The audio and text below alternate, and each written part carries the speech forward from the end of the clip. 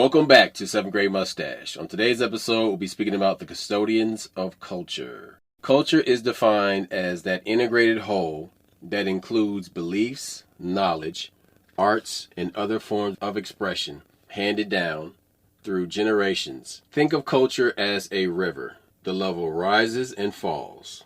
There are bends, turns, and waterfalls that drop off to calm and silent waters. Then there are those that would dam the river, completely ending the flow of that culture and keeping it contained to an area.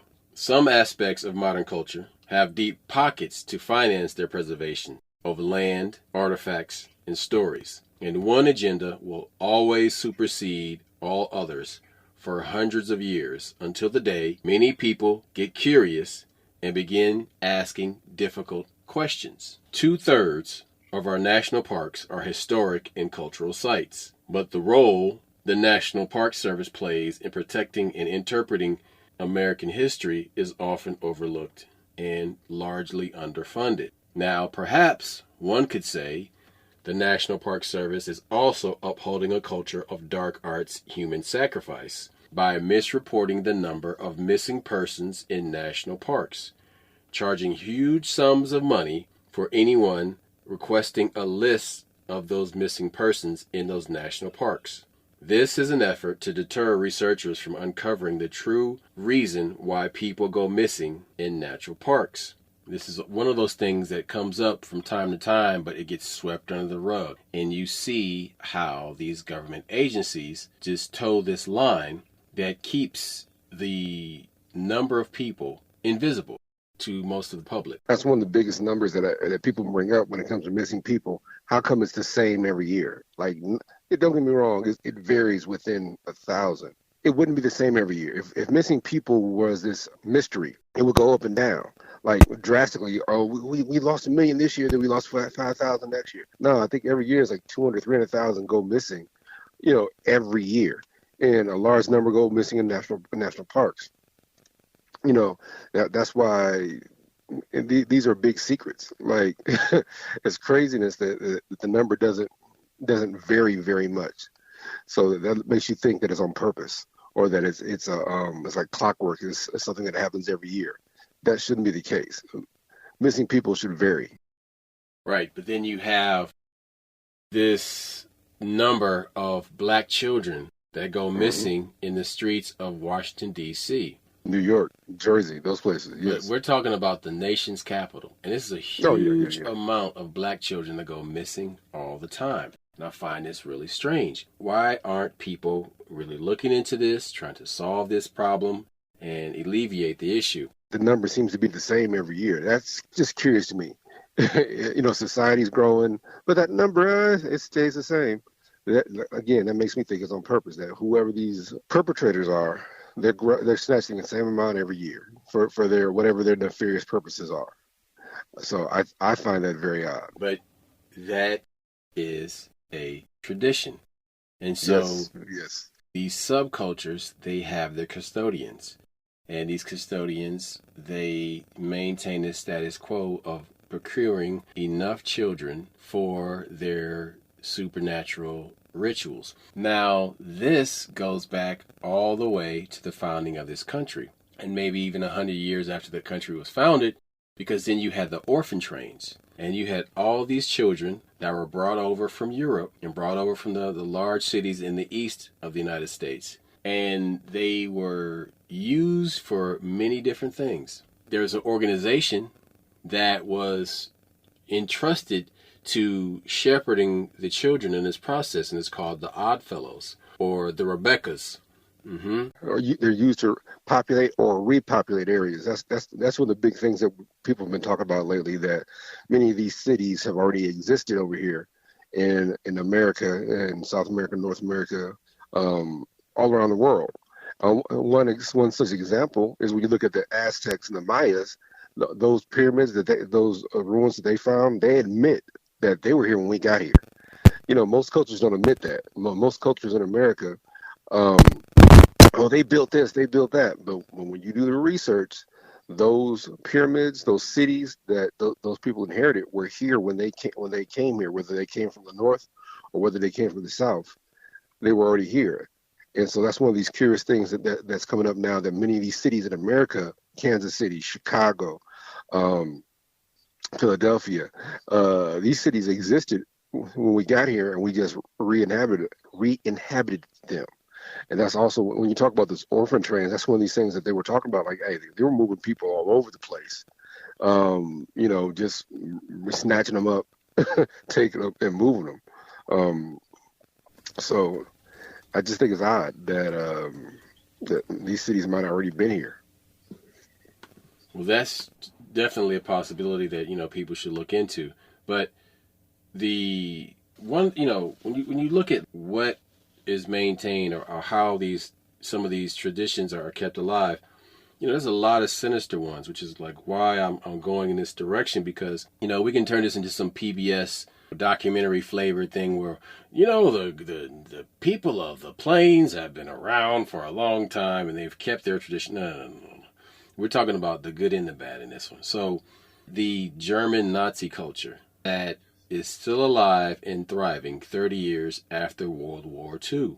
Dignity Colony, or Colonia Dignidad, is located in the mountains of Chile. It became known for its concentration camps for prisoners, torture, and murder of anybody that opposed the military dictatorship of General Augusto Pinochet. Colonia Dignidad's longest continuous leader, Paul Schaefer, arrived in the colony in 1961. Schaefer was a fugitive accused of child molestation in West Germany. The organization he led in Chile was described as a cult or as a group of harmless eccentrics. The organization was secretive, and the colonia was surrounded by barbed wire fences, featured a watchtower and searchlights, and was later reported to contain secret weapon caches.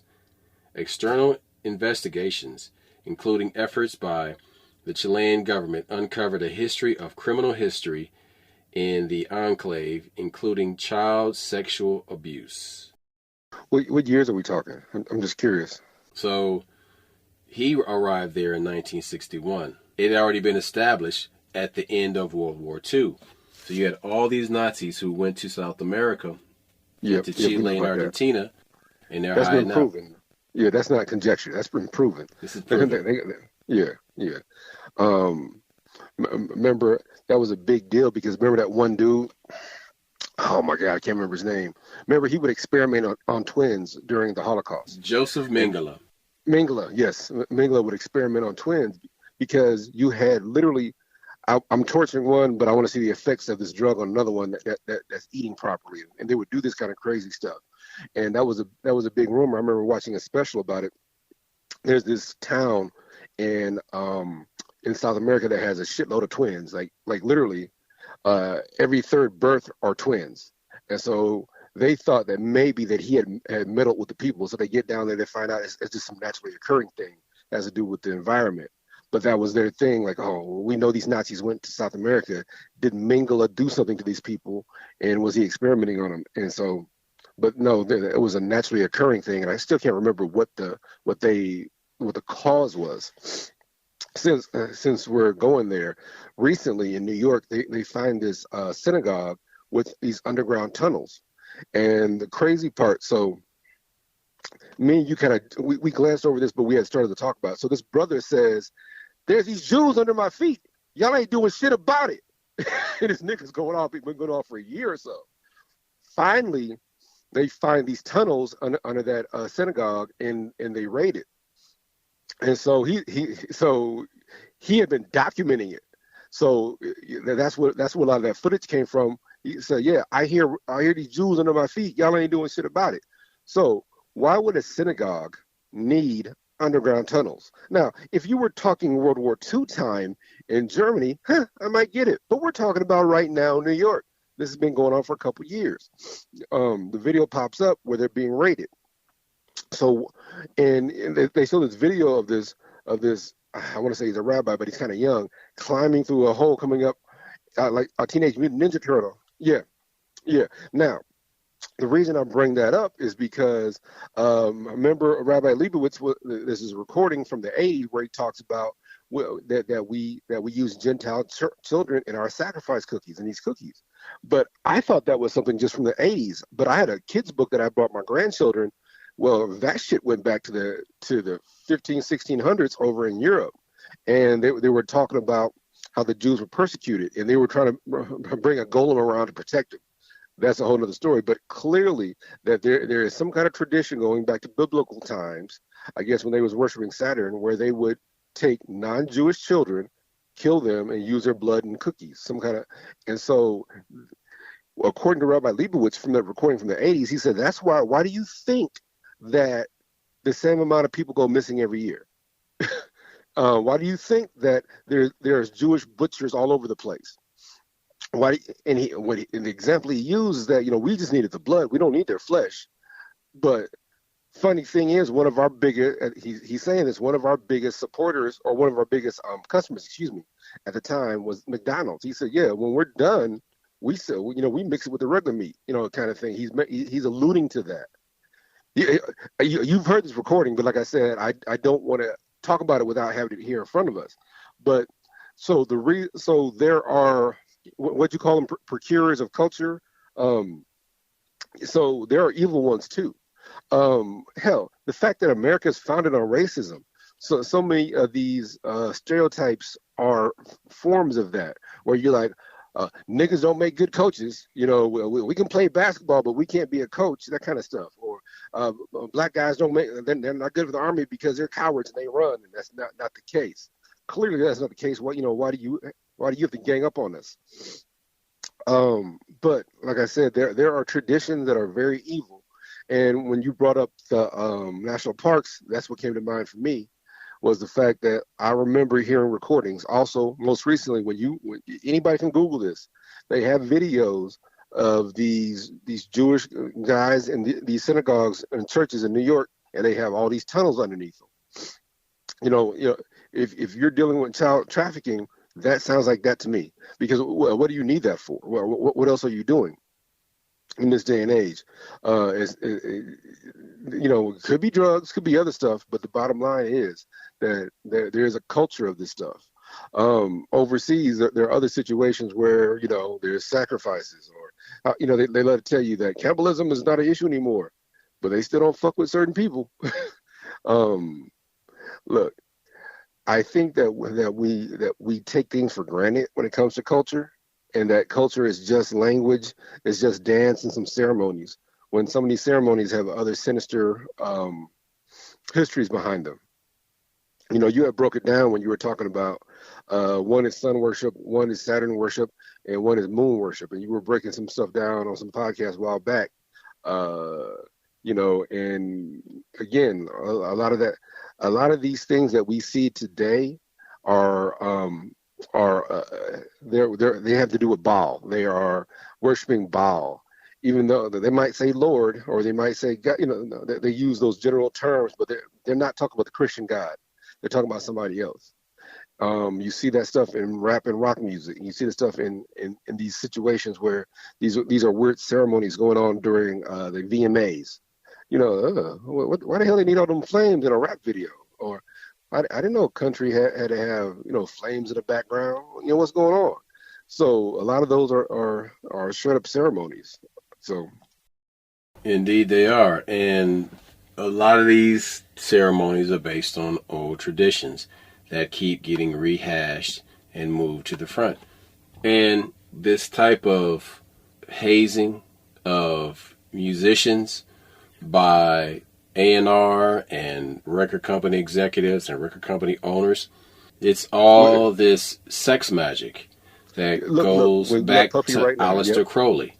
And I was going to say, we've seen Jay-Z blatant with the shit. We've seen Jay-Z wear T-shirts that say, do as thou will. Or you see him throwing up the rock, but it's very similar to some stuff Aleister Crowley was doing. And this is years. So normally when you talk about this shit, we're talking about shit right now. Jay-Z was doing that shit 20 years ago, 10, 15 years ago. Right now, when you talk about the hazing, that's the Puff Daddy thing. Everybody likes to interview Jaguar Wright, but the funniest and scariest thing she said, so you get raped in the booty, but it breeds loyalty. She's talking about Usher. She's like, we know Usher, Jay-Z, excuse me, we know Puffy did something to Usher when he was a kid. And she's like, instead of you coming out saying like this guy's a piece of shit, it fostered loyalty. You know, that's that grooming shit. That's the stuff that you just mentioned, that the hazing, if you will. That's why I said that was kind of a deep term. You think of hazing as some kind of tradition for a brotherhood, but that's what they make it like. It's a brotherhood. They make it like it's normal, but truly it's some dastardly things going on. This shit because they're practicing sex magic, the same way Skull and Bones initiates have to lay in a coffin naked and tie a ribbon around their penis and recite all the sexual encounters that they have had, and that is a form of sex magic. One of the things when it came to the Freemason stuff, when these guys is breaking it down, sex with little boys is part of that. Now, I'm not saying every Freemason, but I'm saying they believe that the butthole's a portal, and that they're summoning some. This Okay. dude had a whole. All right. Let's listen. What that is, and all of this is just like those South Pacific Islander tribes that are isolated from society. And there's one in Papua New Guinea, and these guys have sex with little boys because it's a rite of passage. Rite of passage. All that is some demented ass person, possessed person, that started doing that, and everybody else was too much of a pussy or didn't want to be the black sheep and didn't speak up against it, and so they just kept it going, and it snowballed all the way into the present time. Look, don't leave out the most important part. Hurt people hurt people. 100%. So many of these, and that's not an excuse. Hold it. First things first. If something's been done to you, it's not your place to do it to somebody else. It's your place when you become old enough to defend yourself. You had talked about that one dude you had met. Somebody who was in jail. Some scoutmaster did something to him, and he got a hold of that motherfucker when he got grown. That's how it's supposed to be. You shouldn't be doing that to other kids. Instead, like, when I become powerful enough, I'm going to find your ass. I don't give a fuck if you in Timbuktu, my nigga. I don't give a fuck if you in Siberia. You're going to smell my cologne, my nigga. And when I find you, it's going to be nothing. It's nothing cool. I think that's what doesn't happen enough. I don't think people are about fixing themselves and fixing the situation. I think they're more about permeating it. And the problem is that so many times, so many of the activity, what Roscoe is saying that's very profound and very deep, and that goes over people's heads, is that you can do a ceremony and not be aware of it, motherfucker. Does that make sense? Because some of the shit you can do, you can be aware and not be aware of it. This chick was breaking down some deep shit when it came to, it's not Magog, it was another one. In the Bible, it talks about, blood sacrifices, and she's like, look, people don't realize some of these young girls having abortions because the dude forced them to, or shit like that. She's like, that's a blood sacrifice, whether you see it or not, And she points out the part of the Bible where it says Christ, when Christ is crucified, his blood screams louder than anybody else's. That's what freed us, is the fact that a lot of the shit we did were sacrifices. We don't realize it. But his blood is stronger. It screams louder. It's what pure, man, she broke this shit down deep. And so what I'm saying is that be careful about these activities that you're doing because you want to get along. Be careful about going to these freak off puff daddy parties because it's the thing to do. Because and I know there's some shit going on in that back room that, you know what, fuck it. I want to break through the other side, so I want to go back there. You're not breaking through the other side. You are participating in sex magic, as my brother just told y'all. And what might just be sex to you might be a fucking ceremony to another nigga. That's the problem, is that you're not looking at the markings on the floor. You think, wait a minute, they're burning candles, but all the lights are on. What's the fuck is going on here? Yeah, why are the candles aligned in a certain way? What's going on? Why is everybody, except the people having sex, wearing the same clothes? Yeah. Why they got incense and oils in this motherfucker? You dig what I'm saying? This is a ceremony. And like I said, your desire to be successful, look, well, I'm just giving an example. Everybody thinks Meek Mill done fuck Puffy, right? Or Puffy done fucked him, and all of a sudden he's denying it. And the funniest thing that Andrew Schultz, whatever, he said, this motherfucker is the worst at denying shit. You seem like you're guilty to me, and I don't know. that that right there, what happened was you got a medium rapper who just lost a battle with Drake, looked kind of goofy. He's about street cred, but his records aren't selling. He's been in the industry almost 10 years. So he decides, I'm going to do what it takes to break through. And he's like, well, fuck, I'm gonna sleep with Puffy. He helped careers all the time. Now you do this shit, then all of a sudden, instead of it helping you, everybody ridicules you. You're damaged. You're dealing with this other. You hear these guys tell you in these little vignettes they have, these vignettes like on wrestling, where he's like, look, these motherfuckers get you drunk, get you compromised sexually, and film it. Then when it's time for them to negotiate your contract, he's like, why do you think these motherfuckers stay with these shitty ass contracts or stay with these shitty ass record companies? Because when it came time to sign the contract, they popped a video up of him being fucked in the ass. He's like, hey, you're going to take this deal. You're not going to speak up. And you were high, you were on pills, or you were unknowingly drugged. So, look, this is the messed up part. There's a culture of that in the music industry already. There's that culture in the music industry. We just found out recently that Quincy Jones, they've been feeding little boys to Quincy Jones for years. Tevin Campbell is an example of that. Quincy brags about sleeping. You notice you have not heard anything from him for like 20 years. It's complicated. He still sings and stuff, but Quincy Jones. No, but he doesn't speak out. No.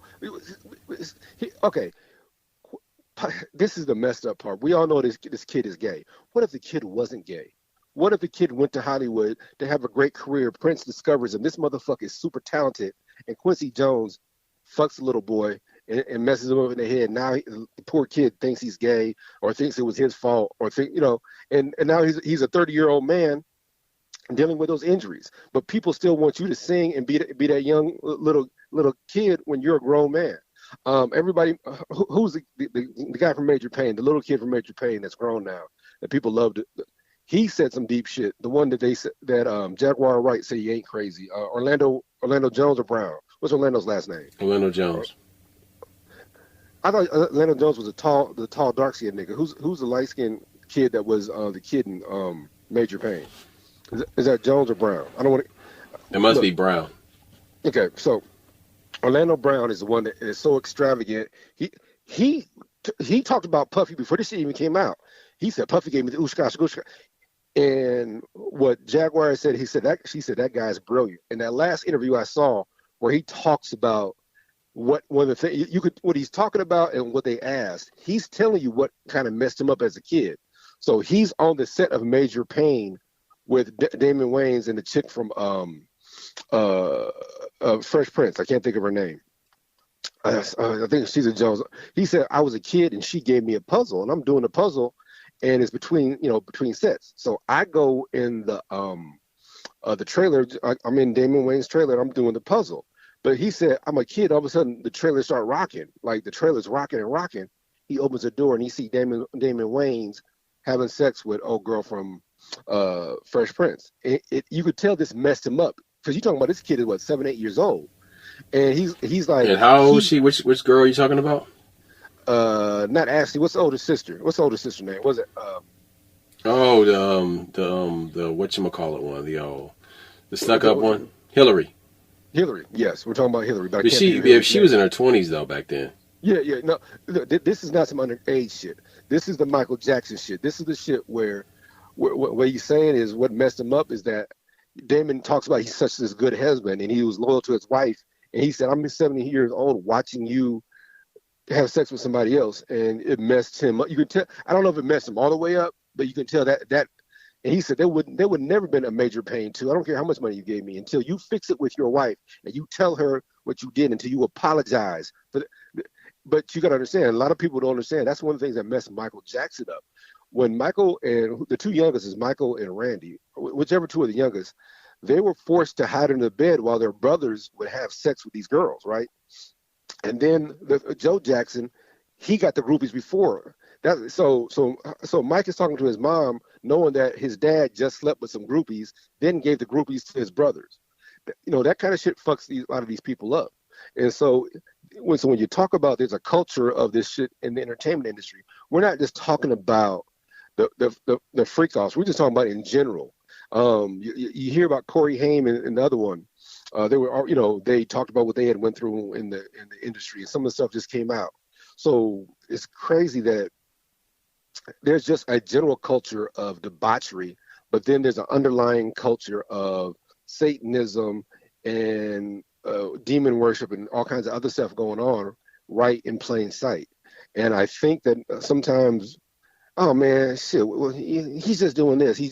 But no, I think it's really important to realize that some of the activities we do, and I shouldn't say we because I ain't did the motherfuckers. So some activities out here that motherfuckers do is some evil shit that has, like I said, undertones that you just don't realize. The whole idea that you can't say a certain word, anti whatever word, right? If it's anti-Semitic, you can't all this. But sometimes the culture that they're protecting ain't the good stuff. They're protecting bad stuff. And when you try to speak out and say that you saw something, they hit you with that label. Hey, you're anti-something. I'm like, oh, wait a minute. I'm just saying what I saw. You're anti this. But I saw it for real with my own two eyes. I'm not anti anything. And then next thing you know, you're blackballed and your career is fucked up. And you can't, and I think that's how they get you, because you can't make a living for your family now. So that's why people keep their mouth shut. That's why they keep quiet. They're not supporting it. They're just trying to make sure they can feed their family. So this whole thing about sex magic, it has been around for a long time. Yes. And people in power are practicing this. The guy who helped to found NASA, Jack Parsons. Mm-hmm. Jack. Hey, who's the other one? Ron Hubbard? No, the Nazi one. I can't think of his name. Right Werner now. von Braun. Braun, yes.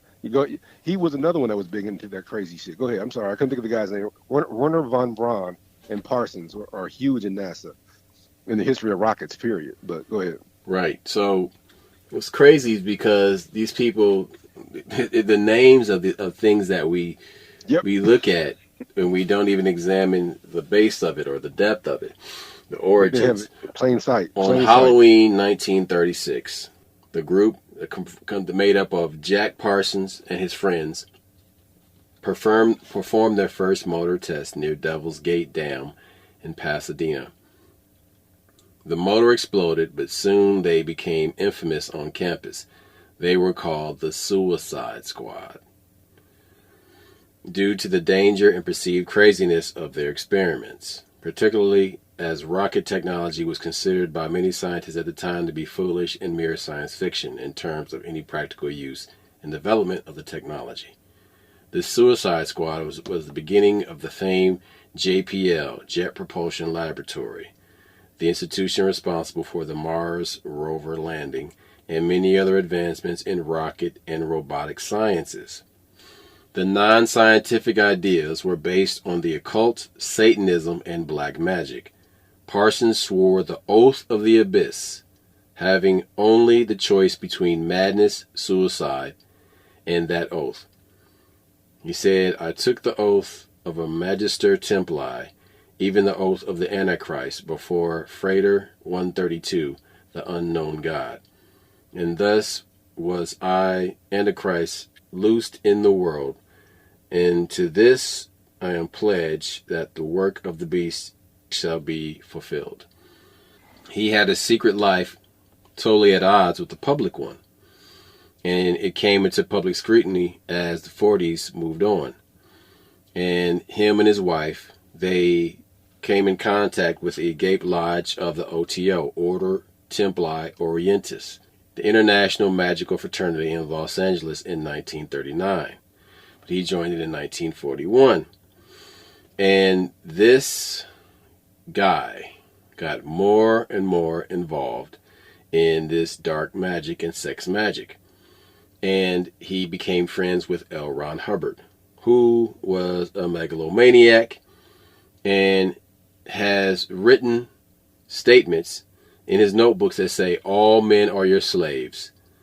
You can be merciless whenever your will is crossed, and you have the right to be merciless. That's the same as do as thou wilt.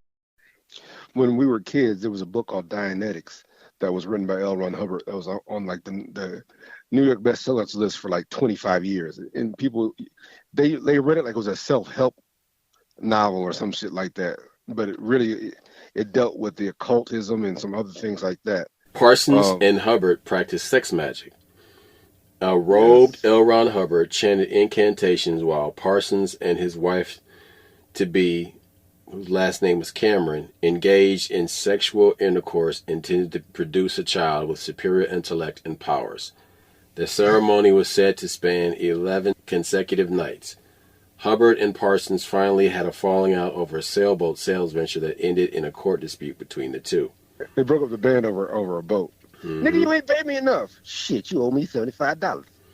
Parsons died in 1952 when a chemical explosion ripped through his garage. Now, either he did that by accident or somebody got rid of his ass. But L. Ron Hubbard, he was working undercover for naval intelligence. And they wanted to break into black magic groups in America and gather intel and investigate links between the occultists and prominent scientists at the Parsons mansion.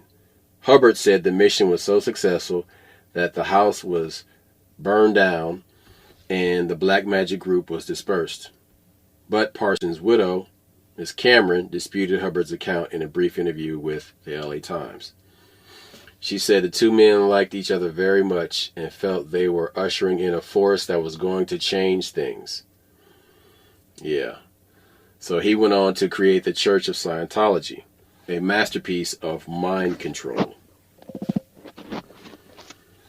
So these people, here's another thing.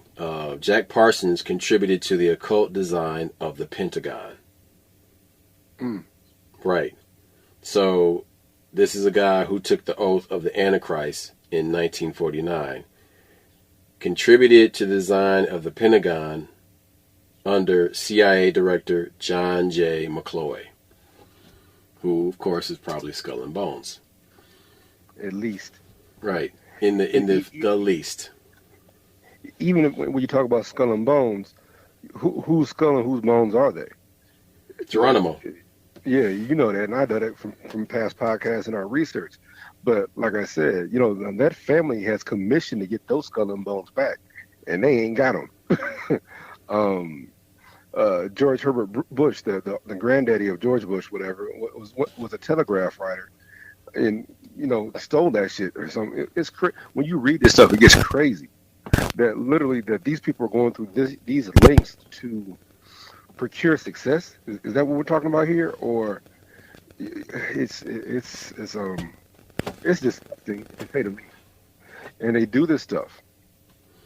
But see, this shit goes back centuries, because Pope Alexander VI was also known as Rodrigo de Borgia, of the famous Borgia family.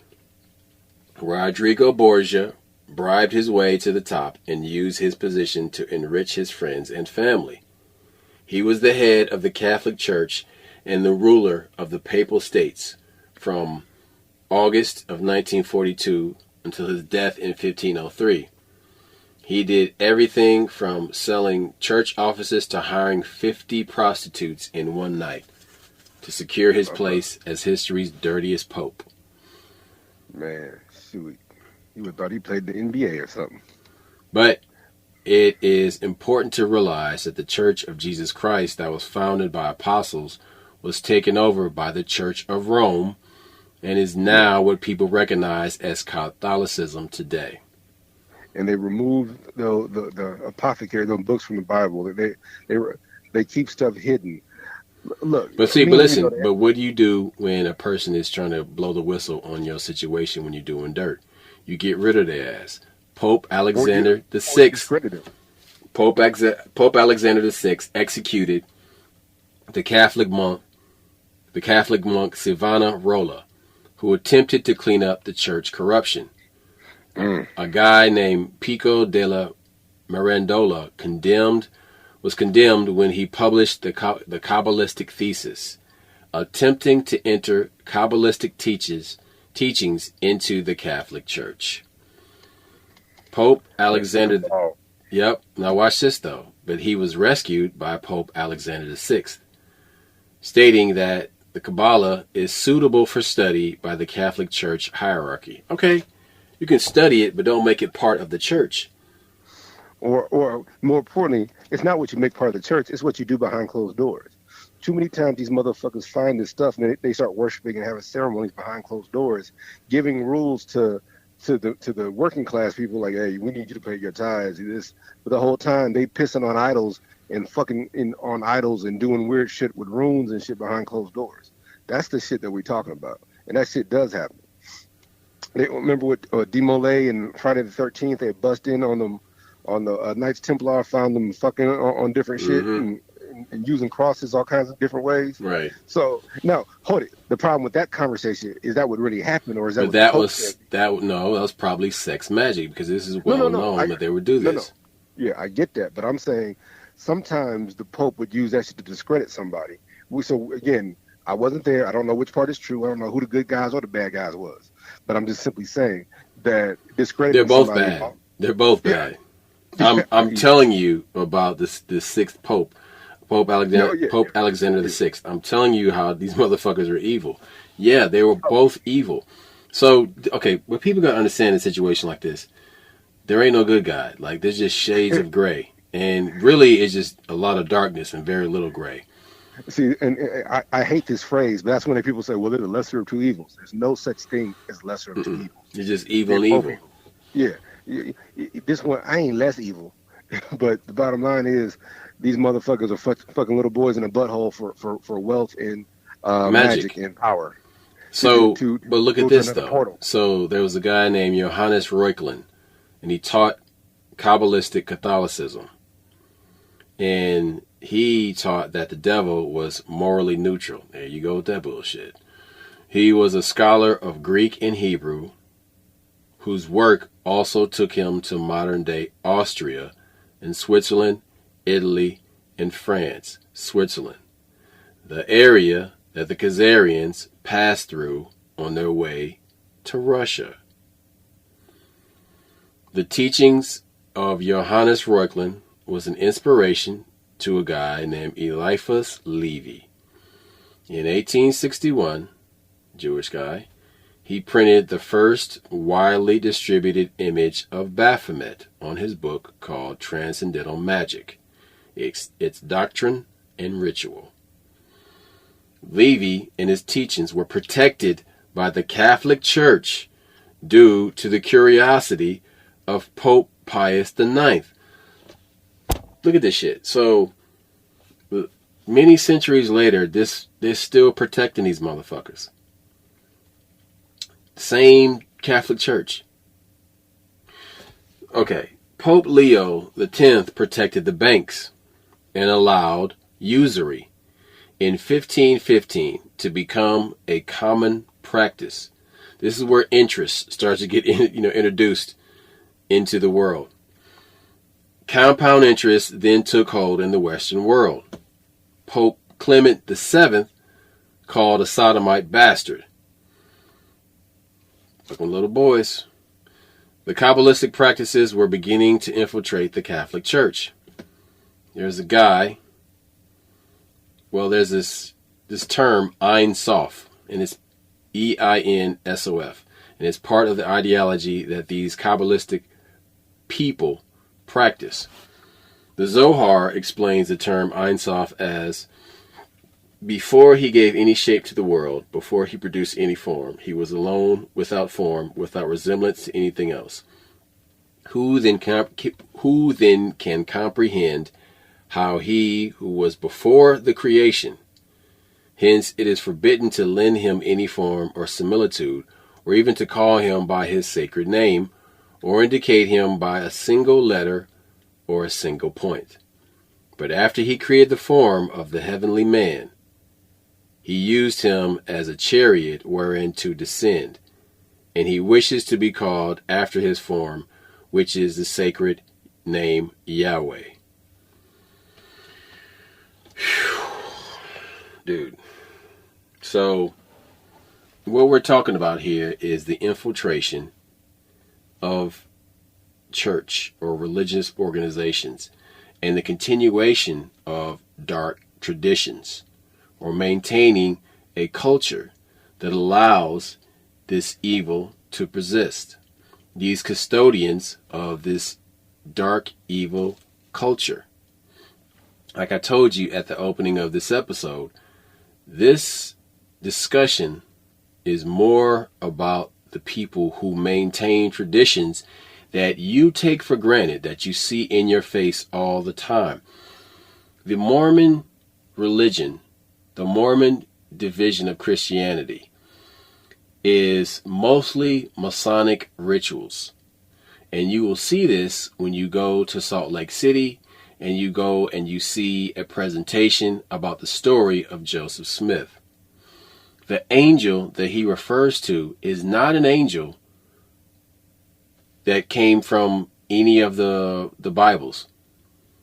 This angel called Moroni, this lizard, reptilian, is not any of the angels that's mentioned in Christianity or in the Torah. So now you're just making up this angel, or is this crypto-terrestrial that gave you this information? A lot of this, what this guy was saying was just lies. But what's crazy is how much sexual abuse there is within the Mormon church. You see that shit. Yeah, that's real. And they sit there and they do these rituals with aprons and shit in the bottom of their churches and their basements. And yeah, that's a whole thing. There's a TV show on Netflix called The Watcher, and it includes child sacrifice, cults, and adrenochrome. Now, earlier you were talking about these butchers that are all over the place. Now, what was McDonald's what were they doing with the blood? You know what I'm saying? Like it, like the blood is for rituals, but the meat was a waste product for me. So we're gonna sell it to them. We don't give a fuck. That's fucked up. It's so fucked up that they literally have that they're doing ceremonies and they're doing stuff so much where like, hey man, shit. But we have rituals around us all the time. We get up in front of a class and we recite the Pledge of Allegiance. Pledge of Allegiance, yep. My country, 'tis of thee. These are all oaths. These are all oaths. And Jesus said, don't take any oaths. Don't take any oaths. Don't swear any oaths to anybody. You know. But it's crazy because people think, they'll listen to this and they'll say, oh, it's just the Christians. No. Mm-mm. You have pedophiles all throughout Islam. You have pedophiles all throughout Asian religions. No. The way they get you with some of these behaviors. Afghanistan and Afghani culture, there are these boys that they have, and they come and they dance for these mullahs or these guys. Yes, that are these wealthy warlords. But these are like adolescent teens. They're like 8 to like 13 years old, and like after they get beyond a certain age, they don't want them anymore. That's the whole issue with this guy that they're bragging about in Israel, because he could recite the Talmud from memory and all this other stuff. Dude, and then anybody who's actually been in the Middle East as a soldier serving, and if you've been around these foreign soldiers, these Arab soldiers, they talk about this weird thing they would do where they would have this mattress, and once a week these guys would just fuck each other, and it's okay. And I'm like, oh no, I'm gonna shoot you in your fucking face. I'm gonna stab you in the throat, man. Look, that's the whole thing that on these videos, these snippets they have now. Where I'm not a TikTok guy, and so please forgive me because I don't have TikTok. But I was watching one of these snippets where this guy was talking about. He said some of the shit that we see go on over there, and they tell us not to interfere. He said that they'll get one of their little cousins who's 14 or 15. And pass them around with the older cousins, and they rape this little boy. And a lot of those American soldiers would stop it, and they were told to stop stopping it. Like that's not our business. I'm like, and what makes it so? I don't want to use the word hypocritical, but they don't like homosexuality in these different places, but they accept raping of their own cousin, little boy, and then so I can't be gay and live with a man. but I can fuck my cousin. You cousin fucker, that shit. So, but they say it's a tradition. They they say it's is a cultural thing, and these American soldiers were not allowed these Navy SEAL motherfuckers, these Marine reconnaissance motherfuckers weren't allowed to interfere with that. Like, hey, don't stop that shit. So some of them dudes got in trouble for stopping it. That's literally what, like, hey man, I was sent back because I stopped it and stuff like that shit. Um, the deep thing that you just said, Roscoe, is they're trying to make it seem like it's just the Christians that do this shit. Um, Look, when you pay attention to these motherfuckers, they got some weird traditions, and like I said, uh, So, they have reasons for doing it. That's my point. They're not doing it just for sexual purposes. They're doing it for other reasons. Is my point. That's what makes it sex magic. That's what makes it. Yeah, it's just a tradition. No, it's more to it. They feel like they're preparing themselves for war. They're appeasing a different deity that we don't understand. So don't fall for that bullshit that it's just a tradition. It's not. so I want to bring up the concept of spiritual mapping again that I've discussed in previous episodes. It's a subset of spiritual warfare and gathering information on spiritual, social, and physical characteristics of a place, culture, or people.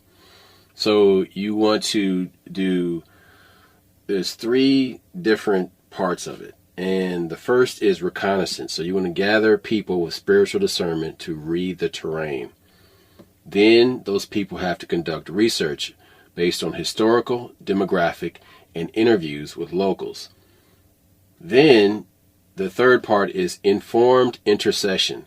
A prayer group of spiritual warriors will use the recon and research to pray with focused intent toward healing the people and land, weakening and eventually destroying the stronghold. Iniquity is a pattern of sin. There are four types of iniquity that can create a demonic stronghold on the land. The first is bloodshed. The second is sexual perversion. The third is idolatry. And the fourth is broken covenants. All four of those are every black neighborhood.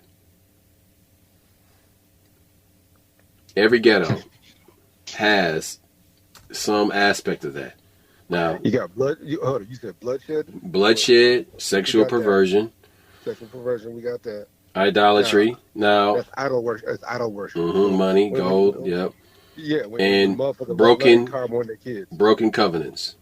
Broken covenants is when broken promises are literally there. That's the entire relationship between black and white America, or the Well, United well, States government and black America. I would have talked about family. I would have said that how many times has drug use broken up a family? That a dad is not doing his responsibility, a mom's not doing her responsibility, children are not looking up to their parents the way. Those are covenants also. I'm not saying that you're wrong.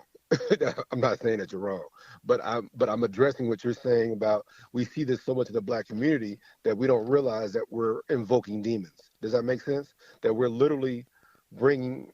I'm not going to say we're bringing it on ourselves because we were put in these situations, um, but we are invoking some very messed up shit if we continue to let this status quo happen. That when you realize that children obey your parents because you live long in the eyes of the Lord, that kind of shit. When children don't obey their parents, when parents don't provide for the children, when the parents don't teach the children what they're supposed to. Um, Idolatry. When you sit here and all of a sudden the people are worshiping the pasture and not worshiping God. You understand? You're coveting this leader, but you're not listening to the person that put him in place, which is God, the individual that makes it holy. There are certain sites that people hoist up, and that's idol worship. And the first two, you already broke down the first two, bloodshed. You got gang wars and all kinds of other stuff going on.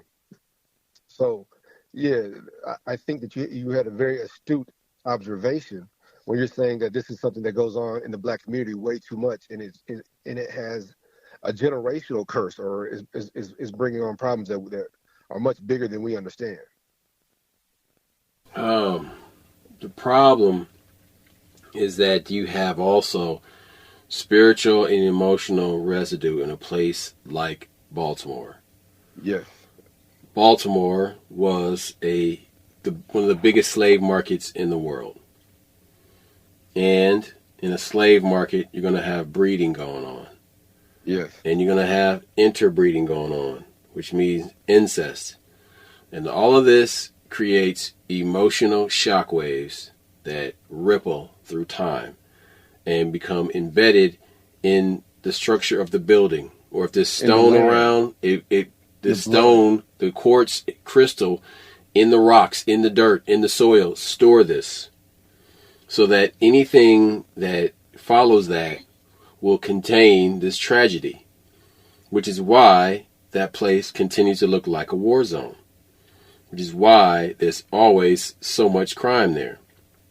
You and I have both been to Baltimore at the same time together. Do you remember it? Yep. What kind of vibe did you get? Look, when we got there, you're excited because the first thing I recognized was we're in D.C. We're in Virginia and well, D.C. we had the reason why there was excitement because we were there to shoot a performance, to work on a music video for a person that we both knew. And it's great when you first get there, but then when you see their, I don't want to say their ghettos and their projects, it's a doom and gloom. It's palpable. I don't want to use the word hopelessness, but you can feel the hopelessness.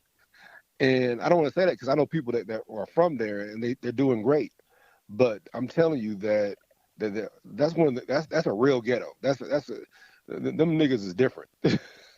You know, their connection to the land. And you remember, many of us were natives. You know, many of us were used as slaves, and they're from the area, and you feel something different. And that, like I said, I love D.C., I love Baltimore, I love Maryland, I love the area. But then you get there, and you're like, ooh, these motherfuckers is rough. these niggas. Yeah, you know, I remember playing basketball one time I was out there, and these kids was all 6'3", and I'm like, damn, how old are you? 15? It's the land's powerful, and what he's telling you is that there's a real there's a cloud over there in some places that that's it's palpable. That's all I can tell you. You can't. It's something that you got to experience. It's difficult to put into words until you experience it. Then you're like, oh wow. Like, oh, that's different. What's crazy is that we were in this neighborhood about a quarter mile from dude's house, right? That we were going to shoot the video for. And I remember we went by this building and it was purple. It was painted purple and the paint was peeling. But my spiritual discernment saw something else. I saw paint peeling off of a building. And I'm like, well, it probably wasn't primed. Yes, you know, that's what you're going to say naturally. That's your logic kicking in. My logic says that. But then it was as if there was this negative residue just oozing out of this building.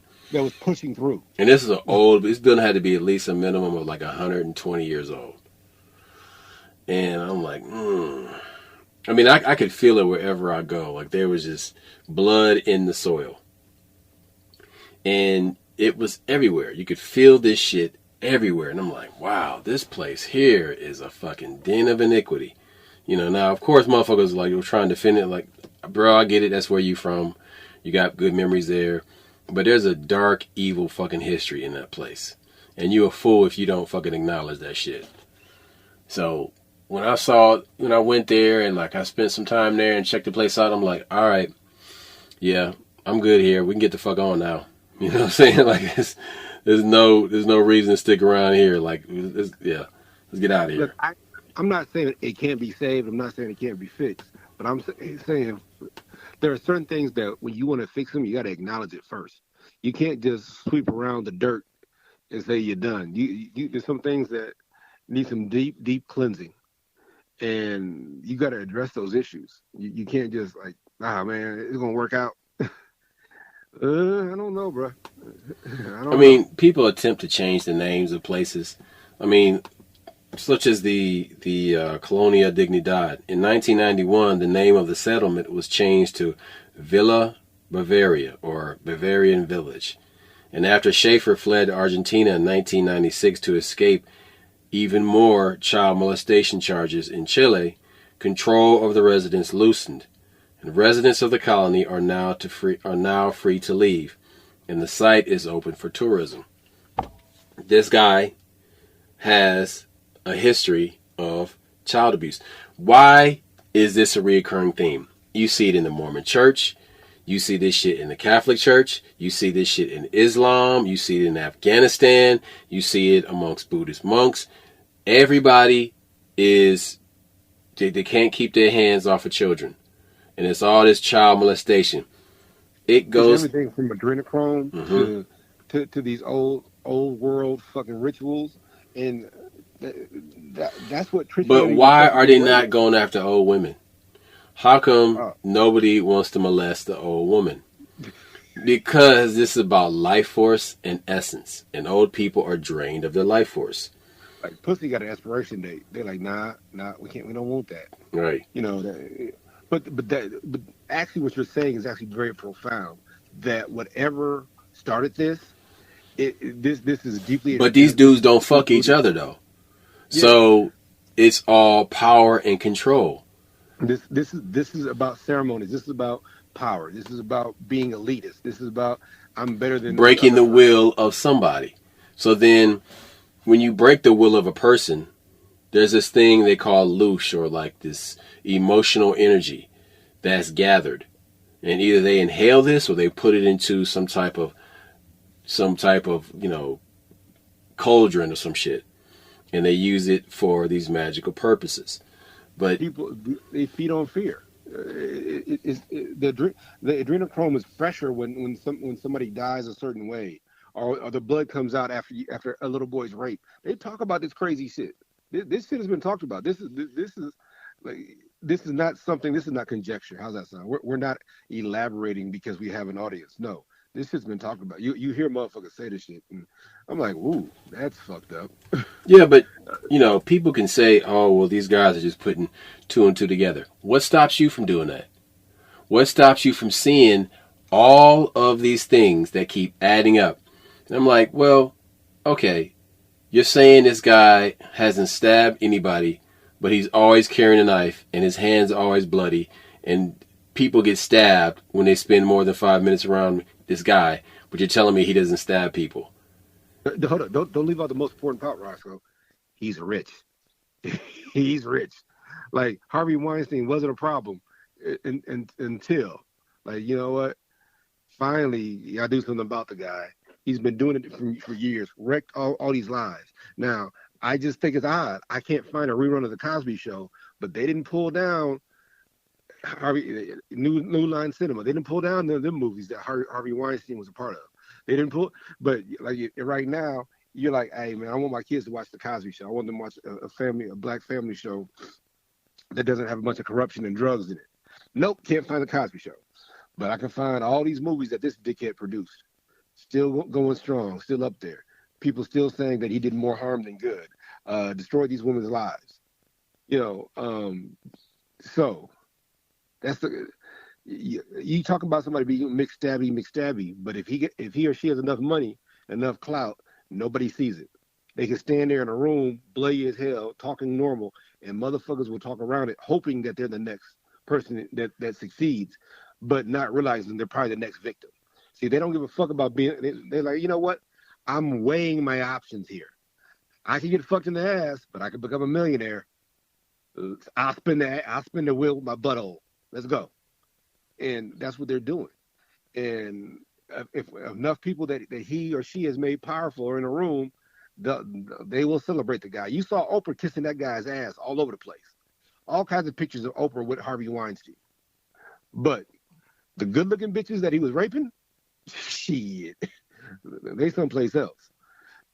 Like, Oprah likes him because he wasn't attracted to her. So it didn't fuck up. So he pushed her career, and he picked from the other ones that he liked. That's what's fucked up about the shit. You don't know who they're going to pick, and you don't know how much the damage or how severe the damage is. So yeah, man, fuck these motherfuckers. Fuck them all. But these traditions continue. So Look, man, have you noticed everybody has taken all their attention off of R. Kelly and all the fucked up Yeah. shit that he was doing? Nobody's talking Oh, about R. Kelly no more. yeah. Vlad. They were interviewing Vlad at the barbershop. Meth Hoffa, and Vlad pointed out the most important part that nobody wants to discuss. R. Kelly still did not go to jail for fucking underage girls. He didn't. He went to jail for sex trafficking. And then that's when Vlad says, if you fly a girl in for the purposes of sex, that's sex trafficking. And then everybody jumped up in a joke and took off because we all know that they're like, hey, yeah, man, shit, I met a girl online or I met a girl out of town and I paid for her plane ticket to come. He said, if you're so R. Kelly still is not in trouble for being a pedophile. He's in trouble for moving somebody over state lines for sex, and that's an old law. Remember, they tried to get Jack Johnson for that shit for taking white girls over state lines. There was an old comedian, fat white dude, like that Shorty Arbuckle dude or something like that. One of them cats had killed that girl. He took these girls over state lines, and he's this 400-pound guy, kills her during sex or some shit. So that's like an old law. People think these are new laws. No, these laws have been on the books for a while. They might tweak them here and there. They might add a couple statutes to the motherfuckers, but the idea of this, no, that shit ain't new, son. It was out of style. R. Kelly's still not in trouble for being a pedophile. Right. But this shit, you can replace one guy with another, and it just becomes, another thing. So that's what I'm saying, man. This after Puffy, there's somebody else. There's already somebody else who hasn't been exposed. What's crazy is people don't talk about how Puffy got this way. The guy that did this to him was Andre Harrell, who went by the name who went by the name Clark Kent. Now, for those of you who remember Heavy D and the Boys from back in the day, that was a guy that was always around Uptown Records. He was running MCA. Yeah. Yep. And that video, Uptown's Kicking It, he's in there. Don't forget but that gay dude is the one that fucked Puffy and got him to start doing this shit to other people. This is the thing. Hurt people. So this shit keeps going on and on because motherfuckers keep molesting people. Look, but who was Andre Harrell's mentor? Clive Davis. Mm-hmm. That white. And after Andre Harrell died, Clive Davis got close with Puffy. Here's the part that people are leaving out. Whenever they interview the bodyguard Gene Deal, Gene ain't afraid of nobody because he tells everything. Dude, you can go on Amazon and you can listen to the interview where he talks about all the shit that he was fucking seeing. Yeah. Oh no, it's everywhere because there's so many interviews, and every time. There's a couple funny things he said, but the most important one that was so deep, he says if y'all want to know what happened to Usher, check for the hospital records. But also the other thing he said that makes so much sense, he said the person that made Uptown MCA great was not Puffy, it was Devontae. He said Devontae was the one finding groups, writing for people. He was in charge. He was the talent. He was the talent, but he was the one who all the stuff that Puffy got credit for. Like Jodeci is Jodeci because of Devontae and KC. No. It was Mary J, but all of them were because of Devontae as a producer and everything. It wasn't Puffy, but he said that Andre Harrell gave Puffy credit for it. I remember being a kid because you was in fashion. That's not front. Your eye for fashion. You was at the Doc Martens and all that stuff. When Jodeci came out, they were wearing. Actually, I never even owned a pair of Doc Martens, but I was always up on the fucking gear. Like when it came to and that came from the fact that I had money since I was 10 years old. I can go out and buy Jordans because I had fucking money. Nigga, you had eye for fashion, regardless. Yeah. If you were broke, you still like so you would spot. You was like that's a new look. You was like that. You was telling me about that look. And I'm like, yeah, whatever. Next thing, I had Doc Martens. But everybody gave credit to that look, to that vibe, to Puffy. But it was Devontae Swing that created all of that stuff. And Gene Deal broke it down.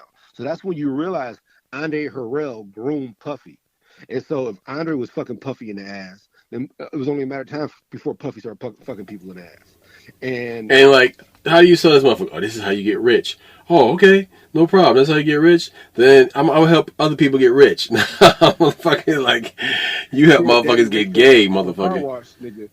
Shit, look, what we're saying is that these there is a history of this shit. These are ritualistic behaviors. Um, they're you don't know who they're worshiping. You know, you see Doja Cat talk about that shit all the time, talk about she's a rebel, and who's the first rebel? Lucifer. That's Luciferian worship, and y'all don't. It's being told to you in your face. You know, words have connotation and denotation. There is a connotation that when somebody says something, you're taking the connotation, but then there's a denotation that's an actual meaning of the word that they're using when they use that same word. And that's when you don't realize. I told you when I was talking to this one Mason, he was breaking it down that one of the most powerful things is language, and people control the history of an area and a people with language. And he was breaking down that the original language of Ireland ain't what you think. It's not this Gaelic stuff. And he was breaking, and so when you realize that the mastery of language is the mastery of some spells and some other shit, yeah, whew, that's why it's called spelling. It fucks you up. So just make sure that you're not unknowingly participating in some shit that you are against. You know what I'm saying? Black folks all the time when we vote for Democrat because they gave money to King. Nah, you got to be careful. It's more than one issue, and you got to be aware of a lot of other things. That are, what are you participating or what are you agreeing with? It's crazy. It's fucking crazy, man. This motherfucker bought a 24 karat plated casket for Kim Porter a month before she died. Yep. How do you know she was going to die? Because he's gonna Because he kill killed her her. ass. And what happened after she died? Somebody stole a VCR with a tape from her house. Who the fuck still has VCRs? Puffy's been doing this shit. Unless you need to fucking store some shit, something that can't be, you know what I mean? Like, because you don't want it to be in a file format, you need a hard copy of something. Well, it's not even that. It's that she maybe she wasn't tech savvy, and that's what she had. It was the original tape from 1996. You dig what I'm saying? So she had a tape of some shit. And look, the other thing that Gene, so you got Jaguar Wright, who's an industry insider. She's putting all this stuff out there about Puffy, where she said one of these legal interns saw Christopher Williams giving Puffy head, and people, yeah, blew everybody's mind. Gene Deal came out and said something different. He's like, he said, I heard what he said, most of the shit she's saying is right. He's agreeing with, but he said, I know for a fact, Christopher Williams is from Mount Vernon. There ain't a gay bone in that nigga's body. It was not him. But he said there was an intern where I would swear that they were brothers. Same height, same light skin, same hair. He said it probably was an intern. He said Christopher Williams walking around with a 32 on him right now. He said that nigga will fight you. that whole New Jack City thing, that light skin. He said, nah, Christopher Williams, he gangster. Don't just because he sings like that, don't get it confused. That's what he's saying. And so Christopher Williams comes out. There's a performance of him about to sing. He's like, "Fuck Jaguar, right? I ain't nobody. I would never suck Puffy's dick." He say that. He like, I would never do that. I'm not that nigga. You know, that's craziness. So, but it still tells you what kind of debauchery was going on in that building, in that organization, in that. And here's another thing that this is on the gangster level. What Cassie did is so important because it shows you how dumb people are. Cassie didn't sue this nigga just for because of it. She hit him with an EOC claim. She's like, "Hey, I was an employee of Bad Boy and Interscope, blah blah blah, Warner, but whatever it was. I'm an employee, and he forced me to have sex with him and other." She hit him with the EOC, so they paid that shit immediately. They're like, is there any? So, the point I'm making is that all these people who are employees for these different record labels and these different companies, these poor women think they gotta have sex just to get ahead. That's literally an EEOC violation. If you work there and you guys are employees, same thing with dudes. A lot of these dudes be like, okay, I'm gonna have to give up the butt just so I can get a recording contract. No, actually, if that happens, if you're an employee, you should be like, that's an EOC violation. You should be suing Birdman for $1 million, my nigga. If Birdman got the butt, shit, Birdman got to give it up. So y'all need to recognize you cannot have sex with one of your employees and it's not considered an ELC violation. So all these, I saw when they were interviewing Kodak Black on the Breakfast Club. He said, "Ain't don't no woman work for me that I ain't had sex with." And then Charlemagne's going back and forth with him, but not once did Charlemagne say, "Hey, young brother, you can't do that. That's actually illegal. You just admitted to a felony. You just admitted to a federal crime. You need to chill with that shit. Y'all dumb niggas don't even know what self snitching is. So, Right. stupid motherfucker." So there you go, man. There are all these traditions of culture that are being maintained in darkness by dark people. Look, that's all I got. We out. Peace. Stop hiding evil behavior and tradition. Holla back.